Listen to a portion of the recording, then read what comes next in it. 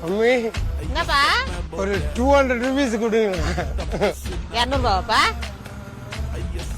500 ரூபாய் அனுப்பியிருக்கேன் பாரு. 500. ஏய் என்னடா போதை இறங்குற மாதிரி இருக்கு. போயிட்டு நல்ல நெக்கா குடிச்சிட்டு அப்புறமா தான் நீ வரணும். Sweet mummy, thank you mummy. Enjoy பண்ற வாழ்க்கைய போடா. ஹலோ அக்கா. என்னடி சொல்லு. அக்கா என்னக்கா நீ உங்க பையனுக்கு நீயே குடிக்கிறதுக்கு காசு கொடுத்துங்கிறியா? போயிட்டு போகுது சின்ன பையன் குடிச்சு என்ஜாய் பண்ணிட்டு போறான் விடு.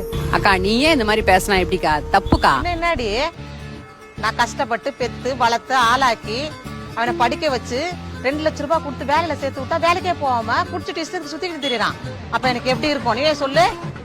அதான் என்ன பண்ண ஏன் பாலிசிக்கு போய் அவன் பேர்ல ஒரு பாலிசியை போட்டு வச்சிருக்கேன். என்ன பாலிசி அது? இன்சூரன்ஸ் பாலிசி செத்து பணம் தருவாங்கல்ல அது போட்டு வச்சிருக்கேன். ஐயோயோ அக்கா பயங்கரமான ஆளுக்கா நீ.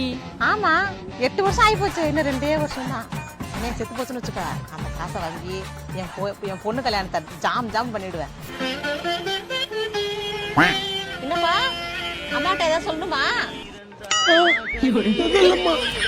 பணம் ஏதாவது கொடுத்துருவா போதை இறங்க மாதிரி இருக்கு.